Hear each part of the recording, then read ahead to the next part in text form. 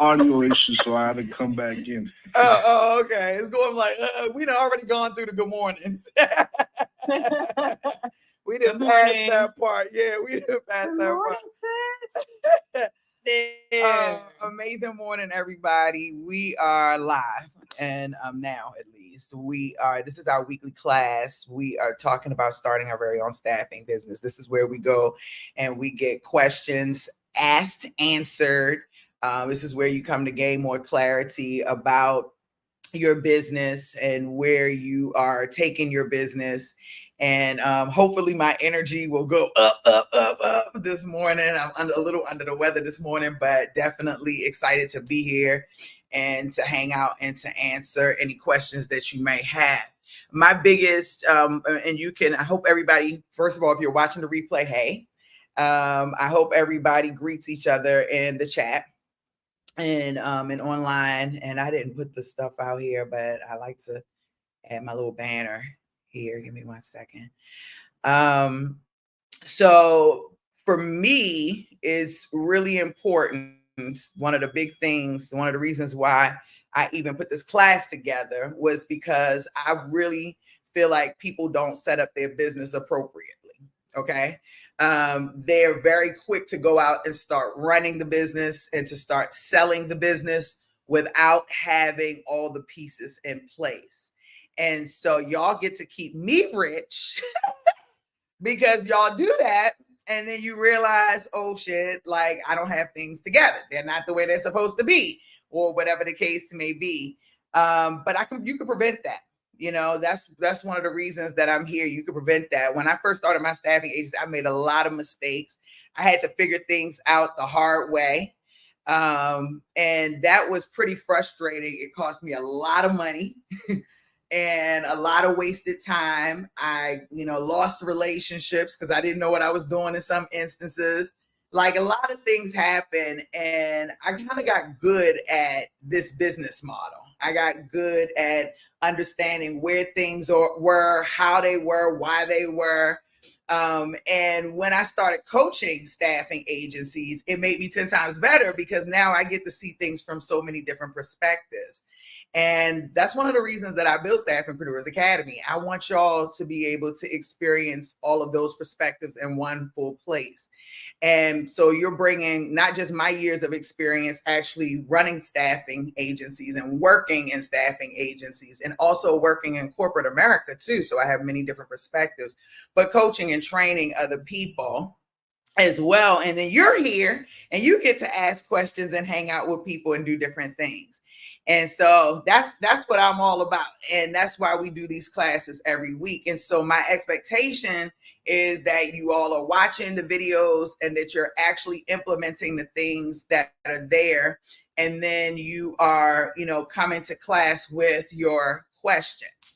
So for the past week, I've been in content writing hell. Y'all know that I am, we're reducing to the point, with Staffingpreneurs Academy. You already know. Okay, this is my last year going hard with staffing. So my staff is being reduced and we're building the staff up on the Rescaleify side. So I have just a couple of clients left lingering and from a branding perspective, and I'm the person that's writing the content. And so I've been in constant hell. I've been looking at content of the largest staffing agencies, the ones that are generating the most revenue, and looking for patterns, right? Patterns of conversation, patterns in tone, and how they're delivering the value on their website. In the past, my content writer just did just basic content writing, and because that's kind of what people pay for, right? But since I get to be one-on-one doing the content for my clients, I feel like, I always got to go hard. And so content is a great place to start talking about your differentiator.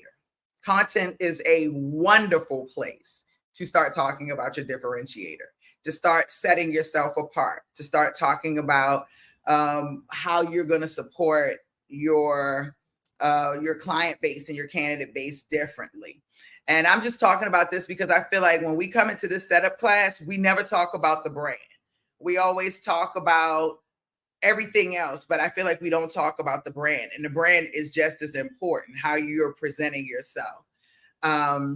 The name, y'all hear me talk about the name. The name needs to have some type of frequency that's attached to it. You can't just come up with a name out your ass and think it's going to fly. It's got to have some type of frequency that makes sense. Okay. And you don't want your name to be literal. I think I mentioned that quite often. It doesn't have to have staffing in it. It can be, it can be anything. It doesn't have to have staffing in it. It doesn't have to be literal. Your brand. Most people, I feel like when they're doing their brand, they are just kind of putting things together randomly. It's like, oh, this is I like this color, blue, green, yellow. And here you developing my website, go ahead and write the content. And yes, it just needs to look neat, and not really thinking about what the website is actually there for, like what the mission of the site is for. Your website is there to do at least two things. It's there to, number one, inform, and number two, I wonder if you know what that is, to generate leads, right? So number one, inform. Number two, generate leads. You have to ask yourself, is my website informing? Is it generating leads? Now, I can add more layers. It should be answering questions. It should be making itself findable, right? I'm talking about search engine optimization. So, how you structure your site, the words on your website, the length of the content on your website. A lot of people today are like, oh my God, that's too much content. Like, how are you going to get found? Unless you're going to push that blog like crazy, how you going to get found? Long form content is still a winner. That's really where you win. The least amount of content, the least opportunity you create for yourself to be found. Okay. If people stop scrolling, they stop scrolling, but you can get as much information as you can when you get there. But some people want information, and you should be providing information in a lot of different ways on your website.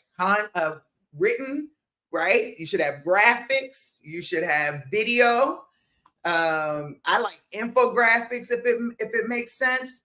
And then, of course, your Calendly, right? You got to have people. You should be having ways for people to bring their phone number, email, and name into your system.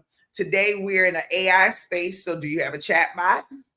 Do you have a chat bot? And if you're going to have a chat bot, that requires some programming. That's not something you just throw up on your website. In order to have an integrated chat bot, you actually have to program it to answer the questions that you need and to create a journey. This is why I keep trying to get y'all so comfortable with creating journeys. Because if you use ManyChat or any type of AI chat bot, they're going to ask you for the journey. Where they starting from? We did this last week. Where are they starting and where are we taking them? Right? And what needs to be, and it becomes a task. Right? But like, okay, so your chat bot. You should have forms, all types of forms on the site, right? Your contact form, it might be a form for employers to submit their requirements in. Your ATS should be integrated on your website. Rookies don't have an applicant tracking system. I see a lot of y'all out here claiming y'all own staffing agencies and don't have an ATS. That is uncompliant, first of all. Let's just keep it real. You're going to put all of these people's information on your computer and just, where's your ATS? Backed by big firewalls and stuff like that, protecting your data, your client and your candidate data.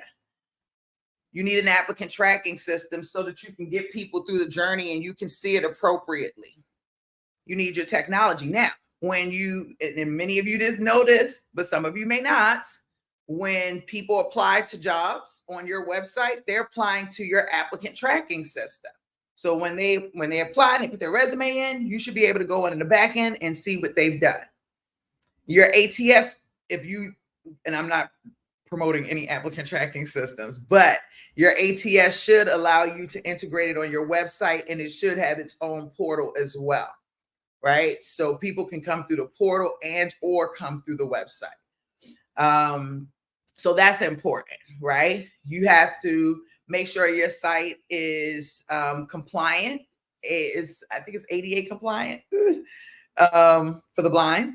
And so that is typically, if you're on a WordPress, that's like a plugin, but you still want to make sure that's compliant. You want to make sure that you have your privacy policies, right? All of your policies, not just privacy, but all of your policies. And if you're in healthcare staffing, you have somewhat different policies or additional policies that you want to add and disclaimers on your website than somebody who may not be, and like somebody who's in IT or warehouse or what have you. Those policies are expensive if you get them done where they are constantly updating on your behalf and so forth. The laws are changing every day. That's something that a lot of people forget. So I really want you to take the time to start thinking about your brand and how you're incorporating your brand into your business. Is your brand speaking for you?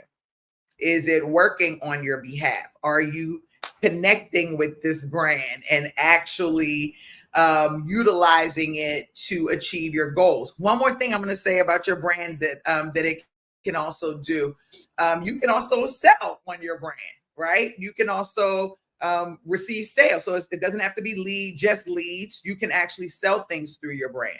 But in your mind, in my opinion, your core thing is to inform, answer questions, and to generate leads, right? Because when you're generating leads and you're taking them through your journey, you're building this relationship with them, allowing them to understand who you are and what value you bring to the table, what makes you different, why they should be interested in talking to you, if at all. Because they're already being marketed by so many people. So what sets you apart? What makes you different?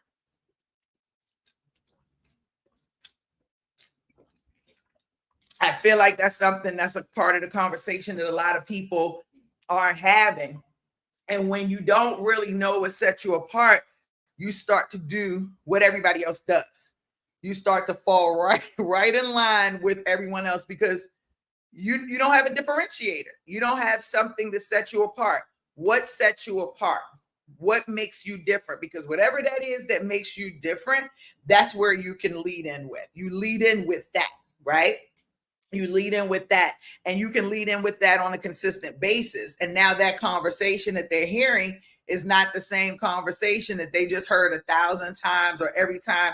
No, it's like, hey, I understand what you're going through. I understand the problem. This is my solution to that problem because we have this type of goal that we're looking to acquire. Let me talk to you a little bit about our mission, our vision, and how we plan to help support the industry do this, accomplish that. Those are totally different conversations than, can I get the contract? Can I get the contract? Can I get the contract? They don't want to hear that. They don't want to hear that. People do business with people they like, know, and trust. Okay. So once you get your brand going, right, that's just one piece of your setup. I do not want you to think because your brand is live, then you are ready to go. Okay. You might be, you totally might be. I don't know. But just because you have a website, that doesn't mean you're ready to start doing business. In your applicant tracking system, how many people do you have? How many people are you talking to? So two things. First, I like to start off with how many people do you have? Because you don't have to talk to them to have them stored in your ATS. You want to get the people that you are interested in having conversations with inside of your ATS, okay? So that when you're ready to launch the business, you will already have something to work with. You don't have to start from scratch trying to go out and find, okay? The thing is that you want to pre-plan as much as you can prior to your launch day or your launch week rather, because launch day you might have a launch gig, right? You might be doing a soft launch online or a hard launch in person, but what happens on day 2, day 3, or what happens before or after? You have to now start getting into the groove of working your business. And that is always, that's, it's not always so easy when you are brand new and you've never really done this before. So I don't want you to go out and start looking for things to do. I want you to understand that you already have things to do. They're sitting in your system. They're sitting in your ATS. You've got people that you're ready to call, whether that be clients or candidates. You have people that you're ready to email, whether that be clients or candidates. All of those things are these things that you're doing now, you're doing to prepare yourself so that later on you don't have to be scrambling. And that's very important. Okay. Important. All right. So just because you got your brand doesn't mean you're ready to launch. You really want to have people in your applicant tracking system. So my question to you, and I'm asking a ton of questions today, things for you to think about. Do you have your, how many people do you have in your ATS? How many people? Now, if you say, D, I got a whole network, and my network, I've got, 5 people. You don't have enough people. Okay. Okay, that's cool. I got way more than 5D. I got 25 people. That's not enough. It's not enough. It's not enough. Okay, that's fine. I'm extraordinary. I got 50 people. You barely hitting the mark, buddy. 50 people is not enough. Like most staffing agencies for years, they sell the volume of people that they have. I have 10,000 resumes in my database. If you have 50 or 5, you're nowhere near up to par. Okay. And so the first thing is, how many candidates do I have in my database and my ATS? How many resumes have I acquired from different job boards, free ones and paid ones? See, a lot of people be BSing out here. Okay. They be faking like, yeah, I'm working on my business. No, because you're not even doing things that you can do to push your business along, right? So there are hundreds of free job boards that you can go in and pull resumes from. If you got a little extra change invested into one job posting, or I don't say job postings personally, I like resume access, because your job is to get the resumes and pull them into your ATS so that you can go in there and start tagging them if you want. You might want to tag them, or just getting them in lists prepared to start making calls, because and reach outs, right? Because you're not just going to make phone calls. You're going to make phone calls. You're going to email. You're going to text. You're going to do all of those things. So you want to start preparing for that process. And not only that, you're not just going to be calling, email, and texting to introduce yourself, but you have strategies and strategic initiatives that you are in, putting out there, not just for your employers, but for your candidates. So maybe you're reaching out to the candidates saying, hey, we got this live event we want you to attend, or hey, I got this free such and such for you. But how are you going to know who you're going to reach out to if you don't have people in your ATS?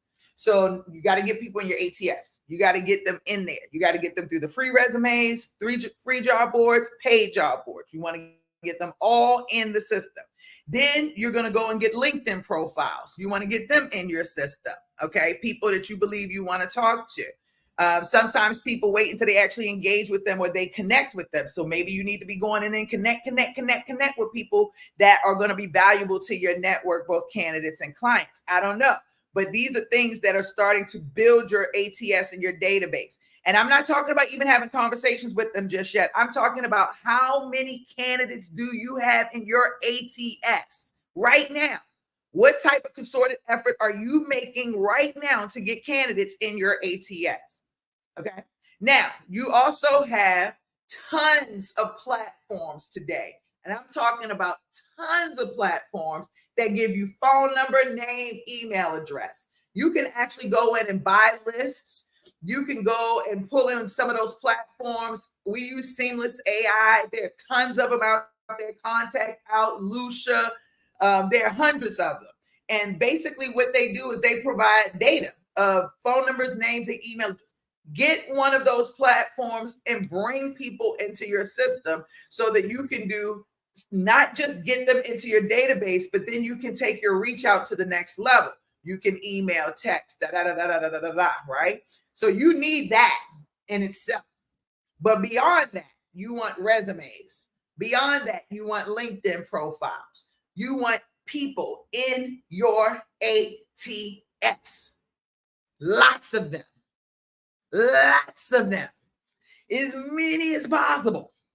You want to meet them as often as possible and get them in your ATS. Okay. So now, once you have them in your ATS, and I want to mention one thing. Your ATS, as I said earlier, should have a portal. So if your brand is not set up appropriately and you don't have a jobs page on your website, you can always send them to your portal. Okay. So your ATS has a portal for people to apply. So I just want to keep that out there. So if you're out there in them streets before it's time, don't feel like you can't drive people still into your ATS. Okay. So that's layer number, I say layer number 2, because layer number 1 is to learn your ATS and get to know it and love on it and become an expert in it. Layer number 2 is to fill it up with people, both candidates and clients and referrals and whoever else, right? The third layer to that is you got to have conversations, but that's after you launch the business. And I'm trying to give you the shortcut to making money fast. A lot of people want to skip that part, and then they just, they dive in, and it makes it harder for them to see the success that they need. That's why the setup class is structured the way it is, so that you can put the layers on early before you launch. Okay. So we're still talking about people. Okay. As your people get into your ATS, and I'll go and look at the comments in a second, as your people get into your ATS, you also want to make sure that you're setting up systems on the back end to connect with them beyond just your ATS. Now, most applicant tracking systems today have some type of email marketing function. And I like to say that email function that they provide is always great as a base level email. But a real email marketing platform is something you're always going to want to acquire, in my opinion, because that's their sole focus. That is their specialty. Okay. So a lot of us are like, I know we need to save money. And it's like, oh, well, my ATS already has email. You're not going to get what you need out of that. We're in a society where people are being bombarded with marketing, and you're trying to start something new. You need people to see your brand in volume right now. Once you get in, then maybe that doesn't matter so much, but you need people to see your brand in volume. So your one little email, you send it out through the ATS, is not going to be enough, my love. Not in this world, not in this society. So that email marketing platform is going to be imperative. And the way I understand it, the way I'm watching the digital marketing space happen, you're going to need a pre-email and a post-email, and they do something totally different. Your pre-email is set up for you to do cold reach out, which is dangerous, but I don't know how they have it set up, but they're a little bit different. Their platform infrastructure is a little bit different than a post email. So for example, Constant Contact, Aweber, MailChimp, ActiveCampaign, all post email automation.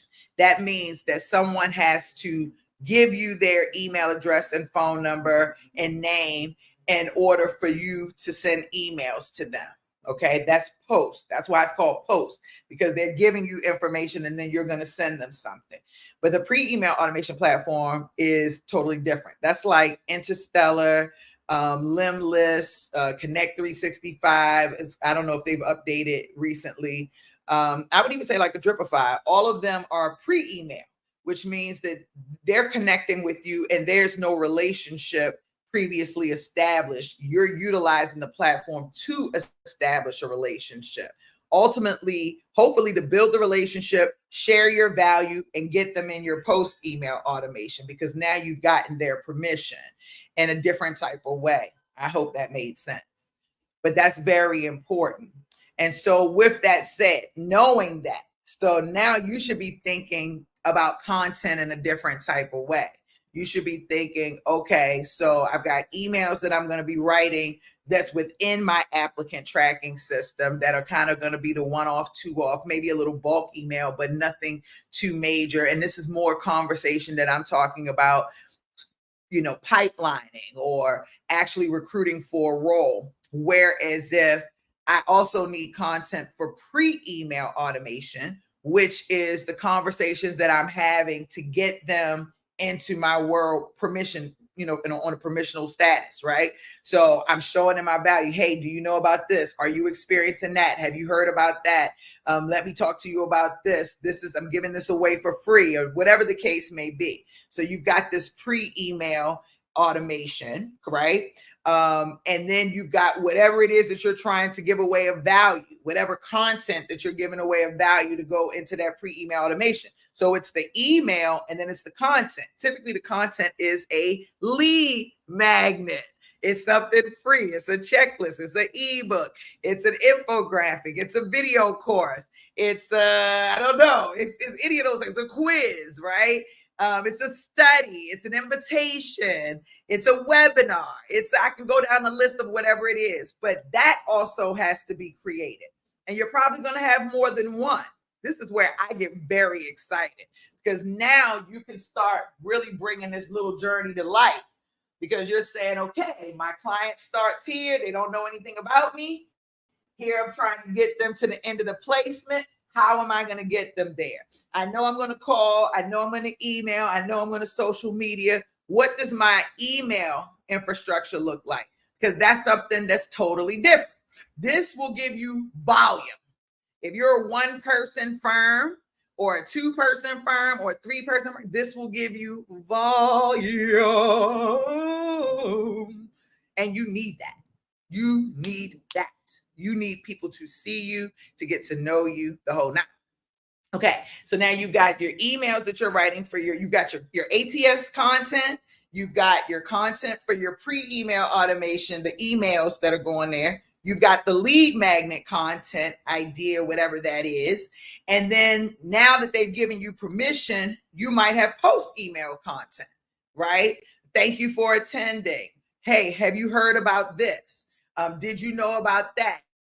Ultimately trying to get them to the point of scheduling an appointment with you, whatever your call to action is. Applying, uploading, attending, whatever your CTA is, right? So you've got layers of content that you're playing with that needs to be thought of. And this is all before you launch, because what you don't want to do is start dialing, and then you're like, now you're struggling. You're trying to figure out, why I can't get the client? Why can't I get a candidate? It's because you don't have an infrastructure created to be able to keep people coming in and out of your work. You understand? And this is where people get a little discouraged, because they're like, well, I don't know what to create. Then go back to ground one. What is your niche? What's important to them? What type of goal are you trying to achieve in the industry? What type of impact are you trying to create? How are you going to do it, right? So now, once you start getting that, and then what's your differentiator? What's your framework? How are you going to make it there? That's the how. What's your framework? How are you going to get there? Okay. So all of these things are important. All of these things, you're utilizing these things as you're setting up your infrastructure. So that's why in the beginning of the class, you see me have this journey set up for you. It's like, where are you trying to take your people, and how are you going to get them there? And it is hard to create a true journey, because everyone visualizes their journeys a little bit differently. And they're going to do things a little bit differently with their journey. Some people might, I don't have my screen shared, but I don't know if y'all can even see this. But some people might be more of a blog on the blogging side. Like for me, I'm a live girl. I'm not even going to lie. I like going live. I love going live. It's my safe space, to be honest with you. I could do this all day, every day for hours. I'm thinking about doing a thon. I won't talk about that right now, but I'm definitely thinking about doing a thon, because I could actually do this all day. But I'm not good at pre-recording. If y'all ever seen any of my videos that are pre-recorded, I promise you, it was like 30 takes, even if it's a 3-minute video.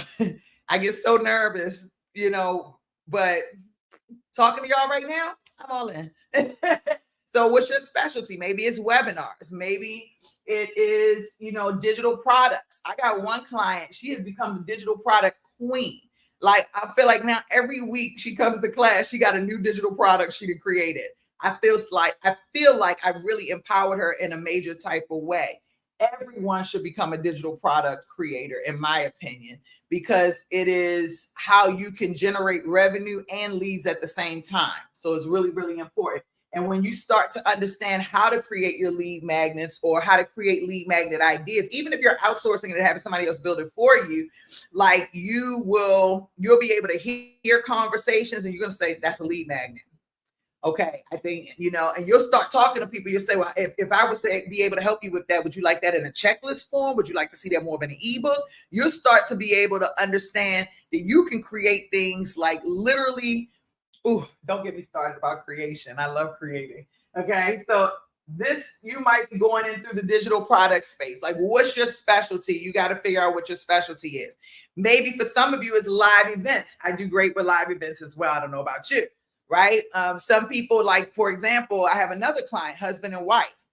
They're now working on, I think, their second contract. They were at the Dallas events, but all of their business has not necessarily been the way Dee has been saying. They really specialize in going to events. They are taking over the city. They're attending so many events. People are starting to recognize them. And I'm so happy for them. And they are literally making I think they do a couple a week, and they're making that their form of sales and business development. And that is allowing them to connect with people who are saying, hey, I need this. Can you get this for me? Hey, I need that. So they're getting contracts, just from doing it. So what's your specialty? How are you getting people into your world? I don't know how you're getting them into your world, what makes you feel happy, but you want to get people into your world. The last thing I want to say, and then I will look at the comments and respond to everyone, is when you are, and I mentioned this last week, when you're starting up as a sole individual staffingpreneur, okay? In a traditional staffing agency setting, we're typically on LinkedIn, on the phone, email all day, recruiting and selling, right? And for some of you who have never been in sales before, that have never been a recruiter before, that have never done desk work before, a lot of my nurses, they don't really, sitting down all day with that energy is not so easy. It's actually pretty challenging. And so it can get discouraging for some people because that's not what they're used to. I need you to know two things. One, even though you may not like that, you've got to learn how to do it. And I encourage you to do it. Even if you don't do it all day, I encourage you to spend time doing it. Why? Because you're about to hire people in the short future, and you're going to want to, make sure that they're doing things the way you want them done in your company. What you don't want is to hire someone and solely rely on them or lead them to believe that you don't know your business at the bare minimum, right? So it's very important to remember that. Second thing is so much I want to share with you.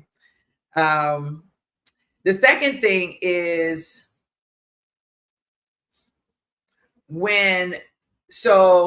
how do I want to say this? How do I want to take this approach with you in regards? So let me say this.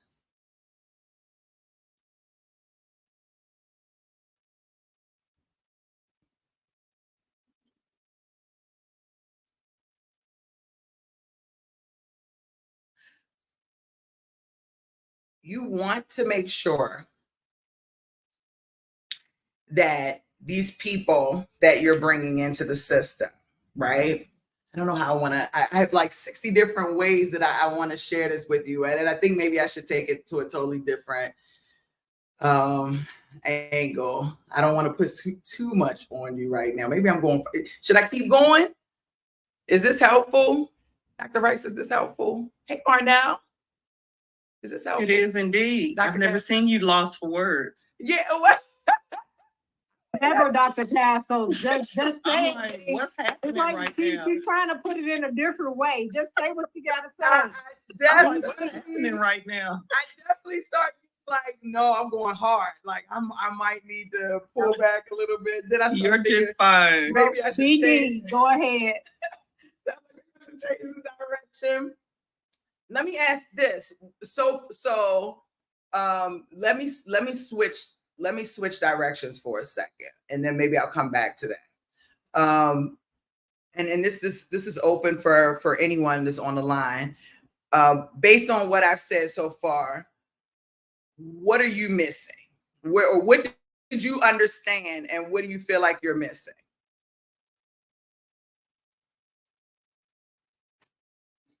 Anyway. I'm missing pretty much the loading up the ATS, and just having that time, because I do still work full time. And so that's been one of my challenges, but I am talking to a lot of people on, what is it?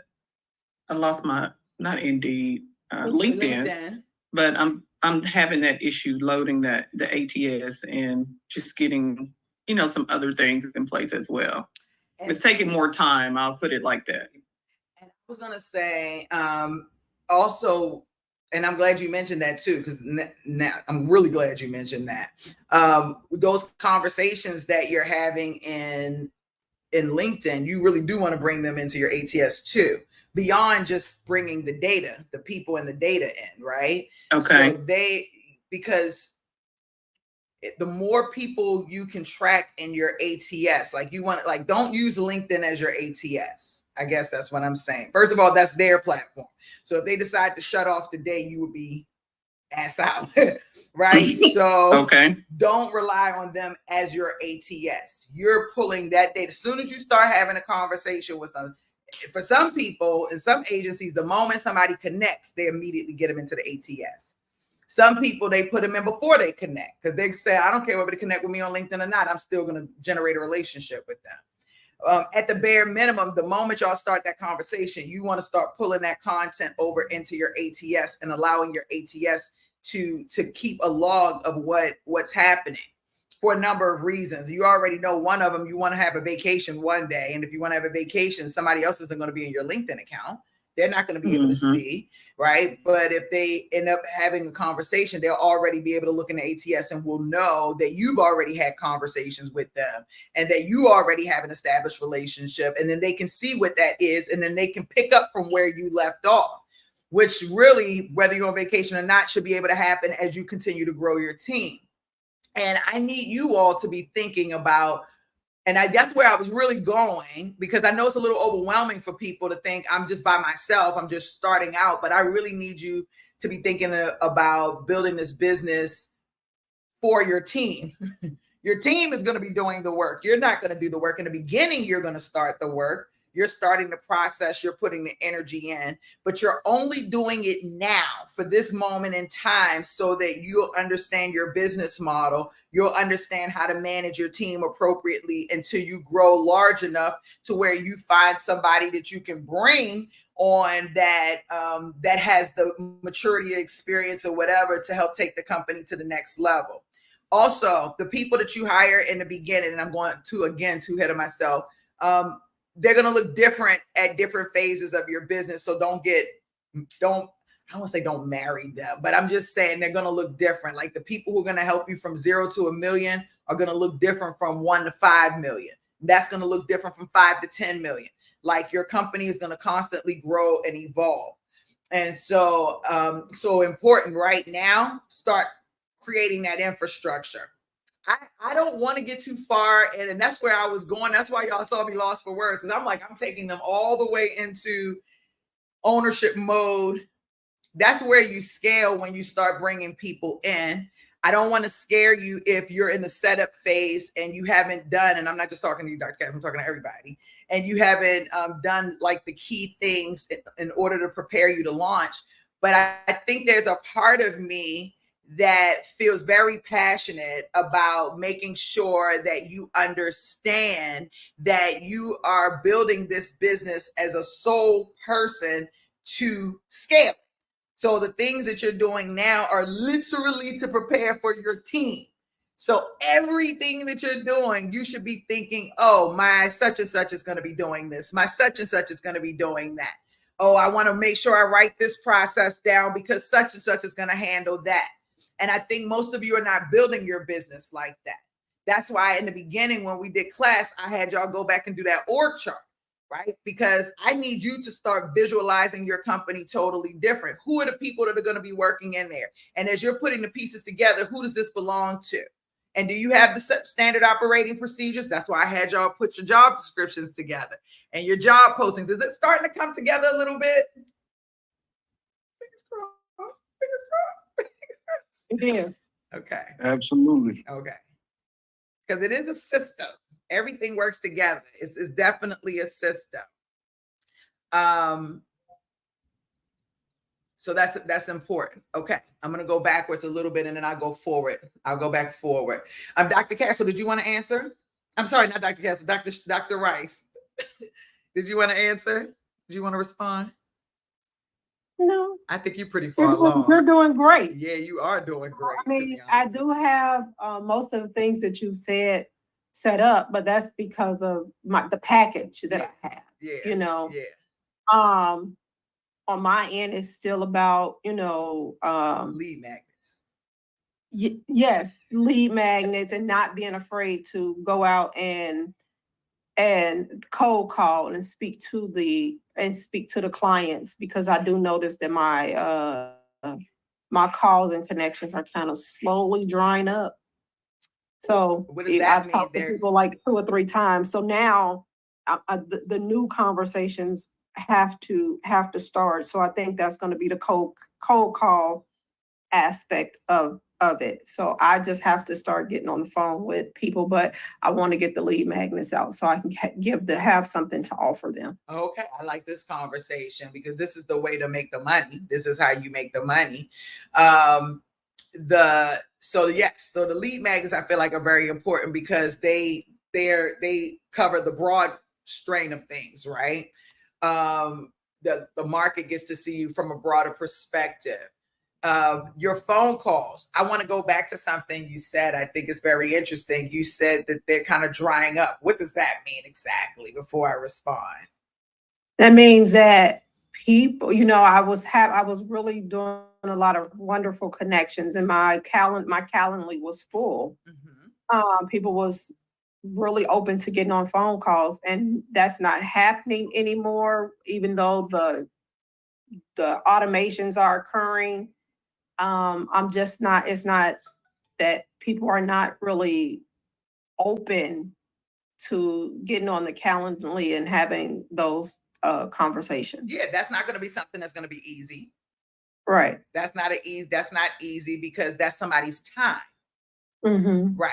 So they need to talk to me if I actually have a job to offer. Mm-hmm. Like I had someone who say, I'm not giving you my resume unless you actually have something in this. Like, how will I know if you even qualify for this position if I don't have your resume? So that's exactly, you did great. Because this is the thing. Like I said, we kind of got tainted during that COVID space, right? Mm-hmm. And people have forgotten what our role is, but it's your job to remind them what your role is. Your role is not to get them a job. They do not pay you. They don't pay the bill. They do, but they don't, right? So that's not your job. Your job is to know everyone in the network. And you don't necessarily have to get their resume to know them. Like you said, you got a LinkedIn profile. You know what I'm saying? LinkedIn, that's what I did. Yeah. Like your job is to just get to know them and to screen them based on what they have, because if they don't have a resume, then they definitely have a LinkedIn. If they don't have a LinkedIn or a resume, then to me, that's even better.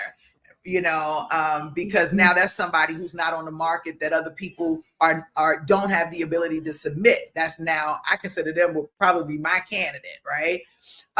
But you have to remember that don't let candidates pressure you from that perspective. I love your response back, which was, how else do I get to know you, right? Our job is to get to know as many candidates as possible. That's the value, or one of the big major pieces of value that we bring to employers, is that we know people that they don't. Most employers open a job, they post it online, and then their recruiting department internally reviews the resumes of the people who apply, and then they choose from that bucket. That's typically how it works.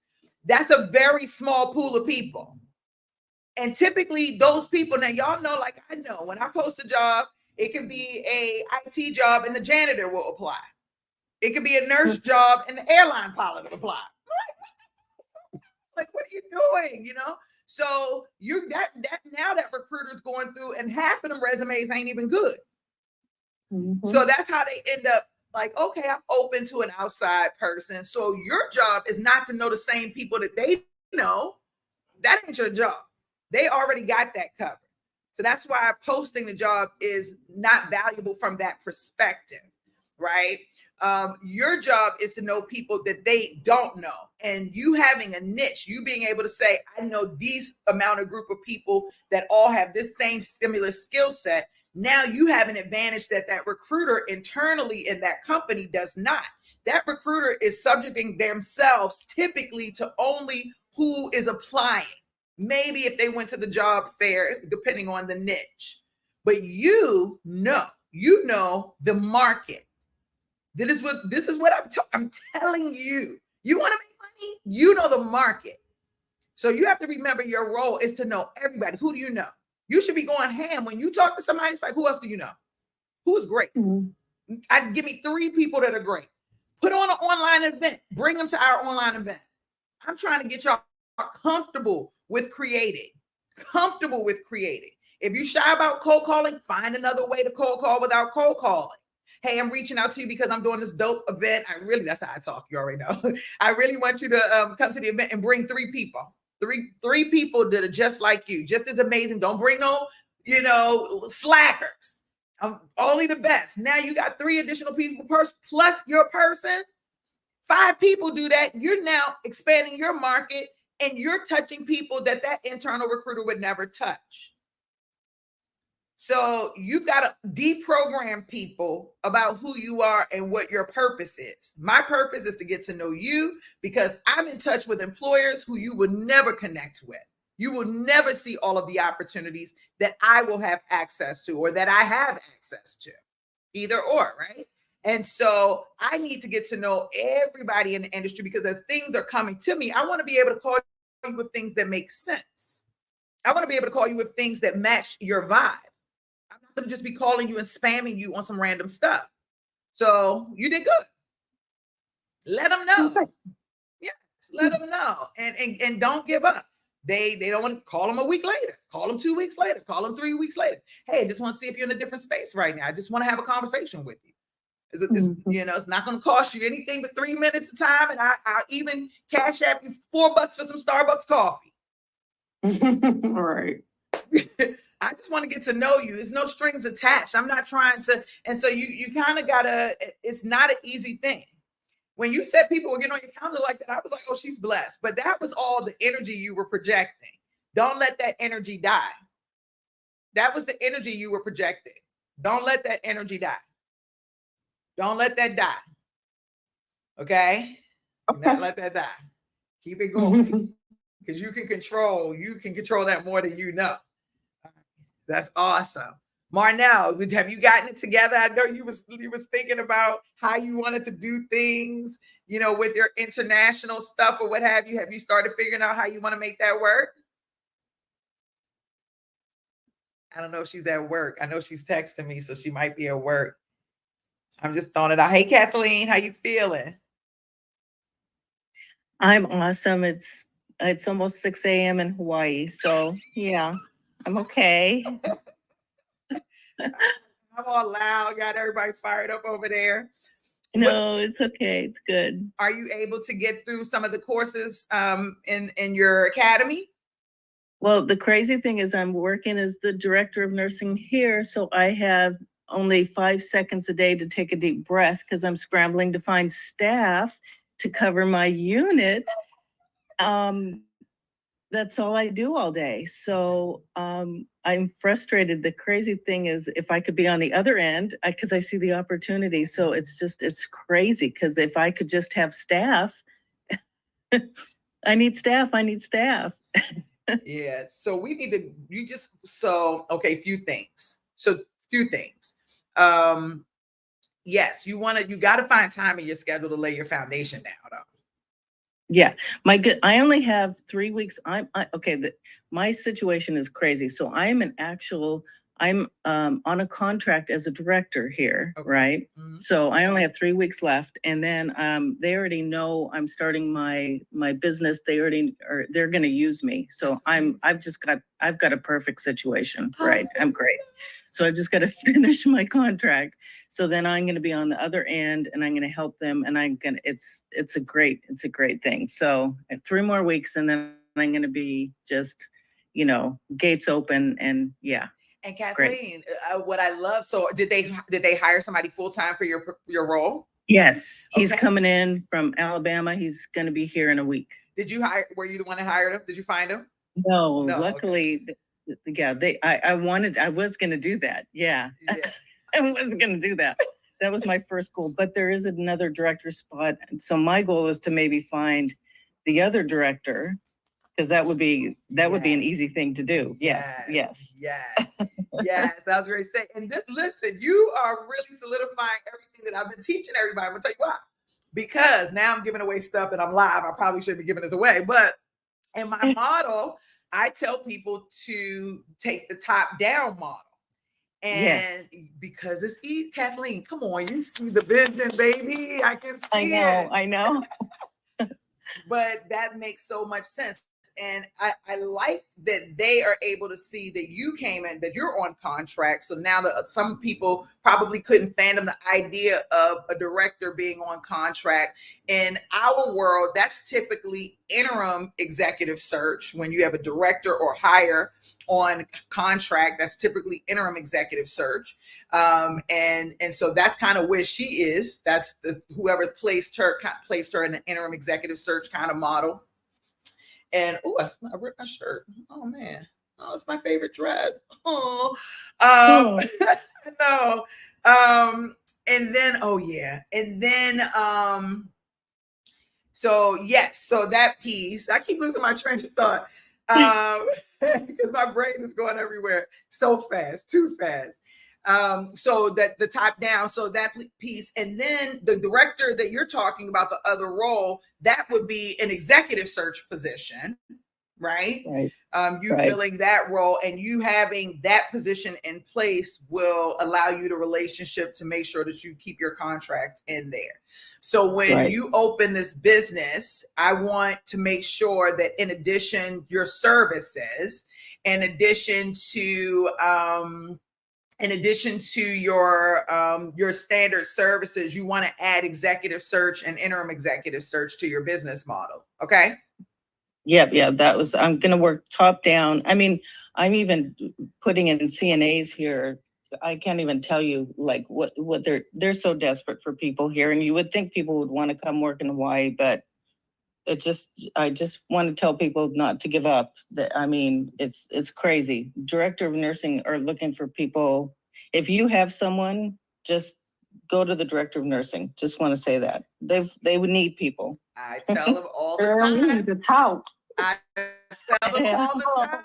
I tell them all the time. I tell them all the time, Kathleen, you are saying things that I have been saying all the time. Don't call HR.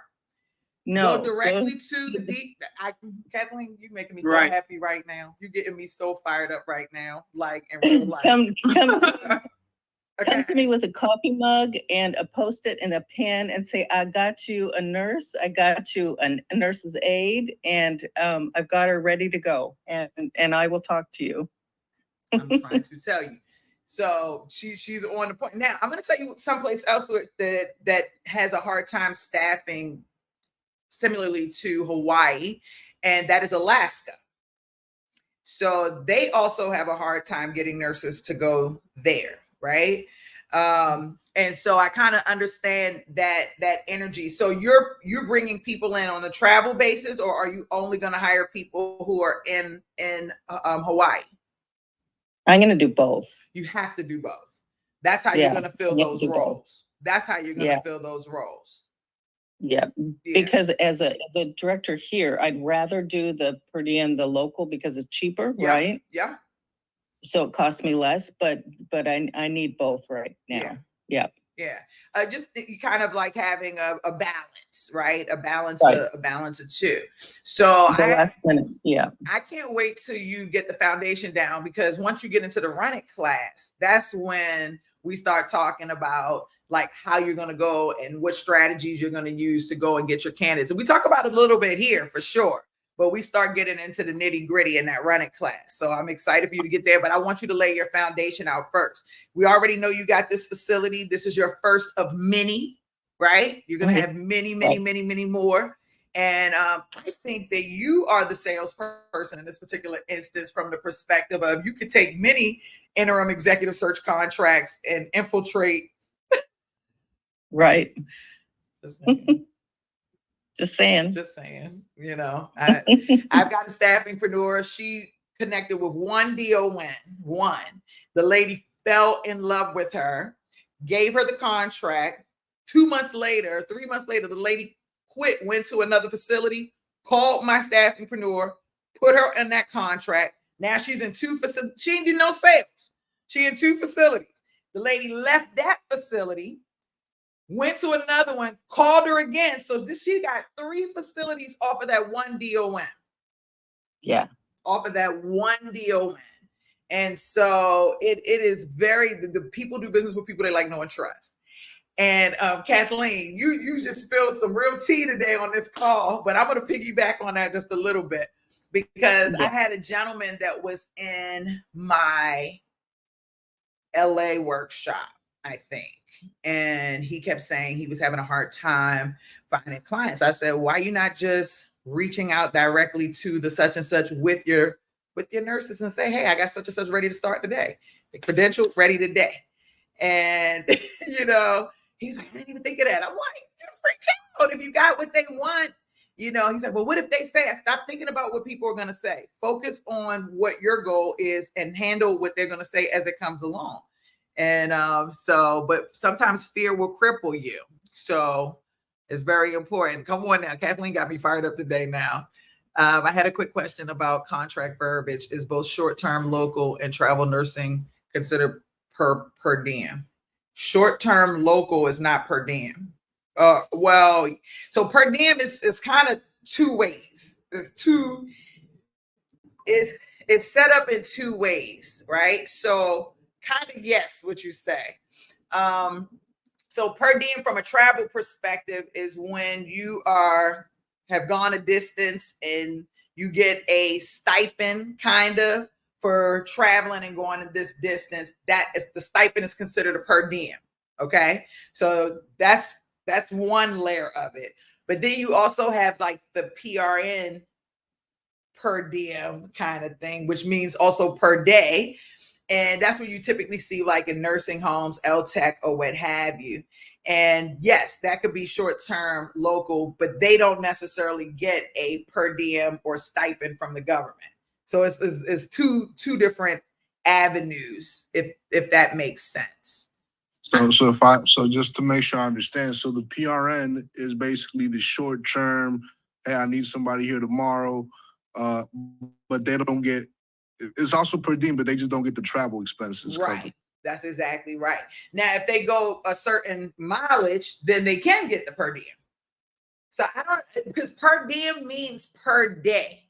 So when you see PRN per diem, that means they need a PRN per day, right? So, but that doesn't mean that they get the stipend per se. But per diem also means per day, meaning you get paid per day, right? So that stipend is a per day payment. And so when you travel, you get a per diem. Does that make sense? I know it's kind of confusing, but it makes sense, because right now I basically have 3 business models that I'm focusing on, which would be the PRN, the per diem as far as the travel based, and then I'm also interested in the executive search, because I can see the value of putting a DON and, you know, using that to get more jobs later. However, when I'm having conversations with the director of nursing, I'm trying to figure out what should I focus on. Should I focus on our services as travel based? Should I focus on the short term PRN? No. You never focus on a service when you're talking to someone. You talk to them to find out what they need. Gotcha. and then you pitch based on what they need. So when I'm writing a contract for them, let's say it's for PRN, do I still use the verbiage per diem on the contract, or should I just stick to the PRN? I would talk to your attorney about that. I'm not an attorney. I mean, whatever our contracts say, my attorney approved. But I would definitely talk to your attorney about that. I'm not legally, I'm not here to say what it was, whatever your service name is, I would assume. Gotcha. Whatever Okay. because your service name doesn't have to be PRN. Your service could be plus registered. I don't know, I just made something on my ass, but it could be anything. Just the name of your service could be anything. You know what I'm saying? So I would assume that your contract would represent whatever your service name is. So I can just market the service name to whatever's appropriate and just focus on the details of Right. the actual Right. fulfillment of the contract. Right. The name is just the name. It's just how you identify it. But it's what the service that what are you delivering under the name is what's most important. So yeah, you got that. I love that. That was a great question, actually, Alfredo. One more, if I could have one more follow-up question to that. Is there an industry standard which would make it more attractive or more easily understood by the DON? I think that you got to look at that in a number of, so of course the answer is yes, but I think that how you present it is going to depend on the DON, right? If a DON is not interested in working with a staffing agency, you probably don't want to talk about that at all. You probably want to have something different that you're bringing to the table. If they're in dire need, then maybe yes. I think it just really, it goes back to you getting an understanding of what they're experiencing, because not all DONs are in the same situation or have the same mentality. Do you understand what I'm saying? I do, and for example, the DONs I've spoken to over here, they kind of, staffing is kind of like a trigger word for them. Exactly. So I could literally sell them staffing services without just not using that word in the contract or anywhere else. That you could definitely, there are many different words you can use for staff. So, you know what I'm saying? But again, I think this is just like more of a naming thing, because how you present something and what's in the contract are two totally different things. So you can present things one way, in that way, but when you get down to the schematics, this is how it's written out. As long as they're in line, then I don't think that matters. You know what I'm saying? So so let me give you an example. So you're saying staffing is a trigger word. I agree. In some areas, it is a trigger word, right? So when you're talking to them now more about your framework, you're talking to them about the goal that you're trying to reach, right? The big problem that you're solving or whatever the case may be. You're not really talking about staffing. You're not even having a conversation about staffing. You're having a conversation about the industry. You're having a conversation about the goal. That leads into staffing, but in a more organic kind of way. And then at that point, you can decide whether or not you want to say the word staffing, or because you don't have to, right? You can say like, how are your workforce challenge? You know, do you have any workforce challenges as a result of this? Right? Or, you know, are you in a position, or are your shifts filled? Like there are a lot of different things you can say without saying the word staffing. I think it's just important to make sure, I think it's important to make sure that you're able to find out what's important to them, you know, where they are. When you have that conversation, if you say the word, I'd say you should never start off with the word staffing personally. You know, I feel like you should always let them see your value. But there are two types of hiring manager. There's one who needs you now, and there's one who does not. Or let me say it differently. There's one that is open to talking to you now, and there's one that is not. And you got to talk to both. But those are two totally different approaches. Does that make sense? Absolutely. Those are two totally, and so your job is to kind of sniff it out to see which approach do I need to take. You know? And so that's where the excitement, I get excited at least. You know, that's where it gets exciting. Well, right now, the way I'm kind of looking at it, and what's really helped me get my verbiage right is just doing blog posts I've scheduled about 2 weeks so far. Okay. I'm trying to get to at least 30 days and, just finish building Where's your lead? everything What's out. the lead magnet? You should not post the blog post without having a lead magnet. What's your lead magnet and call to action? So right now, my lead magnet is the checklist, right? I want to, it's a checklist to enhance. I got to look it up. I have it written down. Okay. But basically a checklist to enhance quality of patient care. So I look at myself right now as a patient care advocate. And the way I do that is through education, training, and imbuing our mission and values into our workforce and staffing them in different positions. So that's kind of the approach that I'm taking when I'm dealing with anybody right now, whether it's on the staffing side or on the education side. Okay. I love it. That's perfect, because you're going to get less people trying to reject you and more people interested in what you have to say. And then you just have to turn that thing around. Speaking of which, and I'm going to read Manel's comments and then I'll get into comments online. Everything that I talked about today, y'all already know I'm prefacing for my workshops that are coming up. If you don't know your differentiator, go to staffingpreneursacademy.com. In the top right-hand corner in the menu bar, you'll see live events. We have a live event coming up that will show you. It's a one-day event. It will help you to define your differentiator. If you attended the Launch Land Leverage Workshop, you are not allowed to attend that first class on November 9th because you've already done the work. If you have not already done the work, you need to attend that class first before you attempt to attend the November 10th and the week after, okay? Because everything that we're doing in that class, on the second class, which was the one that's about building your, what's our second class? Strategies and strategic initiatives. You can't do that without having part one. And so if you're trying to get to the second workshop, you got to do the first workshop first if you didn't go to the Launch Land Leverage Workshop, okay? So we talked about strategies today. We talked about strategic initiatives lightly and how you have to have things in line in a journey type format, that whole 9. We go through that in grave detail in our strategies and strategic initiatives workshop, which is November the 10th. Go to staffingpreneursacademy.com, get your ticket. It's going to be a one-day event, but it's going to be so good. I'm so excited. If you attended the Launch, Land, and Leverage Workshop, you want to attend this workshop. This is the next step. It takes it the next step. We will be actually walking away with a fully constructed lead magnet. I hope that I give you the energy to be able to create as many lead magnets as you possibly can. Okay. We've got a cool AI prompt that's going to help you bring your strategies and your strategic initiatives to life, at least to choose them and decide which ones you want to utilize. So I'm really excited about that. I've already been testing it out on my staffingpreneurs, and I love it, love it, love it.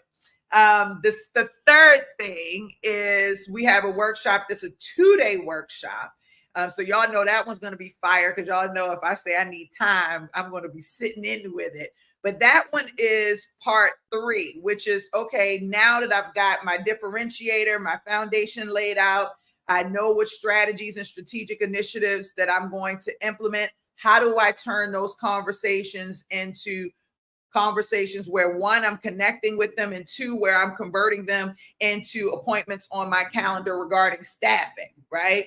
And just kind of going through that process, getting your scripts together, understanding the angles that you're going in, which we pretty much are going to create during our workshop number 2, okay? When we do this, you're going to already start laying the foundation for the 3rd workshop. Okay, so that's gonna be a lot of fun, and so get your ticket, because that's for, I think, the 16th. That's a Saturday and Sunday, and then those will be my final workshops for Staffingpreneurs Academy for the year of 2024, probably forever, but we'll see, because I keep coming back, right? But I will tell you too that you're gonna see more. I have a boot camp coming up too. For non-staffingpreneurs, for all business owners. So that one, you'll see that going out as well. But we'll talk about that, because I'm getting fired up right now. Real quick, Marnell said, my niche is direct hire international nurses and still putting all together my lead magnets. I cannot move forward yet for my website content, but on the process, working on it. Okay, keep me posted. You already know I'm here. I love it. I'm going to answer any questions Okay, I see all these comments I have not gotten to. Let's see. Hey D, hey. Hi. Louise, hey. Hey Louise. Interested here, Filipino VA. All right. Let's see. Okay, she's not no. Let's see. Oi, what's up? I'm going through all of the comments. Irvin, good morning. D Williams tapping in and showing support. I appreciate you. Thank you so much. Relationship building, yes. Let's see. What can you say about the clients who do not show themselves up for the interview with the staffing companies? Given the fact that they outsource talents or waiting for them for an interview, fact, different time zone. What can you say about clients who do not show themselves up for the interview with the staffing company, clients or candidates? I don't know about clients not showing up for the staffing company per se. So are you speaking about candidates, given the fact that the outsourced talents are waiting for them for an interview? I don't know. I'm not really sure about that. Have you had an experience like that? I love seeing you too. There ain't no questions on here. Everybody giving love. I love that. I love that so much. You can expound a little bit more, Louise. Oh, she wanted to see the screen. I didn't share the screen today. I really wasn't fired up though until Kathleen came in. I wasn't fired up. I was having a hard time kind of getting her. But she got me super duper fired up today. So I love that. But yeah, you can expound on that if you want a little bit more. We're coming towards the end of our class right now. I really just wanted to make sure that everybody took the time to I want to make sure you set up your business right. Like, to me, that's the most important thing. It's very challenging seeing my clients or seeing staffingpreneurs rather trying to put the business together or trying to work the business and still don't have their foundational stuff together. But just remember, your lead magnets give you power. Those are your digital assets. Your live events give you power. Do not stop, okay? Don't stop with your live events. If you don't see the success you want, just keep going. If you're going live every week, just keep going. If you got lead magnets, they're not working, make more. Get them in front of more people. Make sure, you just got to keep going, because sometimes it takes people a little bit of time to catch on to who you are. But a lot of people don't make it because they give up too early. You don't have to give up so early. Don't give up so early. Just keep going, because being an entrepreneur is very challenging. I got this. This is going to be very political right now, and I probably shouldn't say it, but I'm going to say it because I thought this was interesting. I saw this in a comment today. Someone said, maybe I shouldn't say this, but it was just very interesting. But they said, how can you trust somebody to be president who failed in their own business? And I started thinking that doesn't make sense, because typically an employee is not the one who's failing. And if they are, they can just go to another job. But to be an entrepreneur, you're going to fail. You're going to have failures. Things are not always going to work out. That's why you're the boss and not the employee. Do you know what I'm saying? Like, the thing is that people are here just like really gaslighting y'all, making y'all think being an entrepreneur is as soon as you decide you're going to be the boss, then everything is going to be rainbow sunshine and flowers. And it doesn't work that way. Sometimes it does. That's the blessing, right? Sometimes you connect with the right person and immediately things are da-da-da. But even in that, something is going to go wrong at some point. Something is going to fall apart. Somebody's not going to do what they say they was going to do. Something's going to happen. And sometimes you have to start from scratch. Sometimes you got to take a step backwards to go a step forward.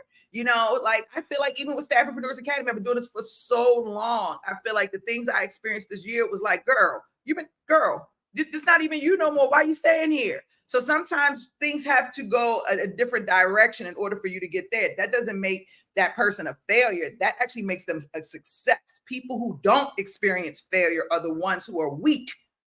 They can't handle it. So when somebody says, well, they failed running a business, how are they going to? No, that for one business fail, how many businesses do they have that have succeeded? If they have 6 failed businesses, they might have 66 businesses that have succeeded. You know what I'm saying? So I'm just saying.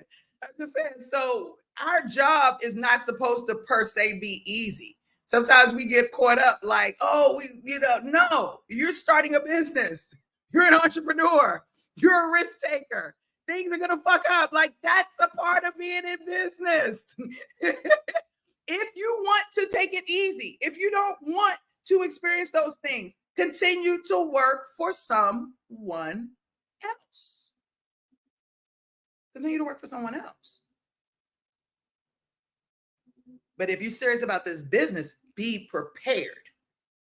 Because shit is not always going to work out the way you want it to. And it's not always going to go as fast as you want. And it's not always going to be as easy as you want. And you may not be able to. One day you might be on fire, and the next day it might be dried up like the river. Like, okay, what am I going to do next? Because the true essence of an entrepreneur is someone who does not give up. It's someone that's looking for the opportunity to knock on the door. When you get hungry enough, you'll start knocking on doors. When you get hungry enough, you'll start making those phone calls a little bit differently. You're not hungry enough. You still got a little cushion. I've got a client right now I won't call them out, but they've been on their job for so long. They've been with me for 10 years almost.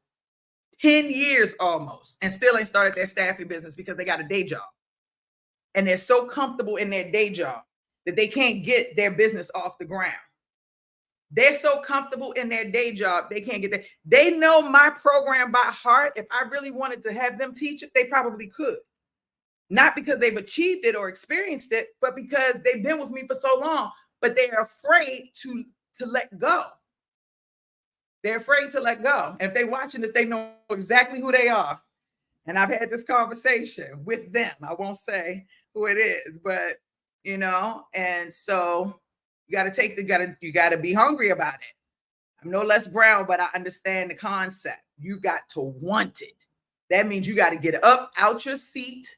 You got to go to what events are happening this week. How far do I need to drive to get to them? What doors can I knock on? How many phone calls can I make? How many hours of sleep do I really need? Right now, you on grind time. You are on grind time. Until you reach that first milestone, whatever you set that milestone up for yourself, you're on grind time. It's no playtime right now. Hungry, ready. Okay, that's all I got to say about that. I love y'all. I will see y'all next week. I will give y'all the replay. I'll see y'all next week. I really appreciate y'all. Please bring your questions. I have clients today and tomorrow. And then I'm writing content. I've got 7 websites that I'm writing content for. And so that has been the bane of my existence for the past week. And yay. Don't say yay, Dr. Castle. I ain't even got to yours yet. But I'm still saying yay. Dr. Castle. As long as you're working on somebody else's, that means mine is coming. Yours is coming. I'm telling you right now, every time I get to the content, I'm like, put my laptop, I'm like, okay, let's go. Let's get it. Let's get it. I've gotten so good with writing website content prompts in AI now. I'm probably the queen of AI prompts for website content because but then y'all, Dr. Cass, I'm a perfectionist. I'm waiting patiently. I know you are. Got the patience of Job right now. I'm coming to Dallas, don't. Listen, I'm coming to Dallas. You better let me know too. I told you, I think I'm ready to move. I got 2 months. They told me I got like 2 months to figure out what I want to do. I think I'm ready to move. Come on, that'd be so exciting. I would love it. Yeah, I already put the one of the other staffingpreneurs, she gave me locations and I put it in my Trilio. So I'm kind of looking around to see maybe. Yeah, I would love to. That'd be great. You'll love it here. You think so? I'm nervous. Oh, absolutely. Yeah. Okay. I'm ready to get out and network. I'm ready to, I feel like I've taken over Atlanta and LA and maybe a little bit of Detroit and, The next thing it's big. There's a lot to cover. There's a lot to cover. And I've got clients in Dallas, Houston, San Antonio, Austin. So that's pretty much my full spectrum and the majority of my clients are there more than I have in Atlanta. Oh, okay. Yeah. So it would make sense, right? If I went that way, but I don't know. I'm thinking about Oakland too. We'll see. Oh my. We'll see. Texas is better. Listen at you. Thank you. It- Thank you, I sister. would be closer to you, Dr. Rice, if I was in Texas. Especially since that's my next move. Oh, okay, see, Mm. everybody, see, we all coming together Look, now. it's either there or Hawaii. My husband is like, let's go to Hawaii. But Really? Kathleen is like, come Yeah. on with it. Oh yeah, Kathleen's like, okay. Oh, that's pretty cool. Well, if you're going to Dallas, then I would go to Dallas. You know what I'm saying? Like the whole family would be there. You know, and then you got Robbie and his family there in San Antonio. So I don't know how far is San Antonio from Dallas? about 6 hours. That's not far, I guess. I don't know. I'm not driving 6 hours though. But I will drive to Oakland, you know, San Fran. So maybe I would. But I'm thinking about it. You'll know, you know, when you see my background change, you know, whether I decided to go or not. But anyway, I love y'all. I put the replay in the box, and I see y'all we do have running class today. Okay. So anybody who's going to the running class, 2 p.m. Eastern, 11 a.m. Pacific. I'm about to go into my sales meeting, some 30 minutes late. And then I will see y'all later and next week. Thank you so much for being here. I appreciate y'all. See you this afternoon. Bye. See you later. Okay, let me make sure I'm saying bye to everybody that's live. Okay, perfect. Let me see. What did I miss? Let me see. She said, D, you have a strong people person energy. That is a gift. Most people don't have that skill. I appreciate that. It's not an easy skill to have because sometimes people don't really like that energy. You know what I'm saying? But I can only be myself. I can only be me. I'm an underwriter, used to be a CNA. Okay, Blessing. That's what I'm talking about. In Dallas, come on now. Blessing saying I'm in Dallas too. Come to Dallas, D, come to Dallas. Listen, if y'all love this video, if you got value out of this video, I was a little under the weather today. Y'all didn't hear that part when I first started. When they asked me how I was doing, very much so under the weather. Woke up under the weather today. I think you can see my face is a little famished. So my energy definitely was not where it typically is, but I definitely appreciate you all being here. And if you felt like you got value out of today's class, please like my video. I really appreciate that. If you can like it, if you can love it, even.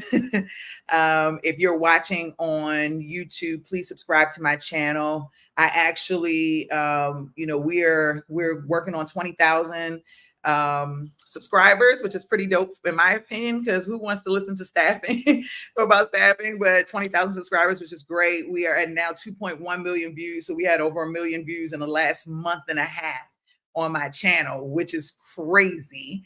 And so it's like it's getting crazy right now. So I really appreciate y'all. Continue to subscribe, continue to watch, and to support my channel. I love y'all. I'll see y'all next week. I'm probably sure. Have a great day.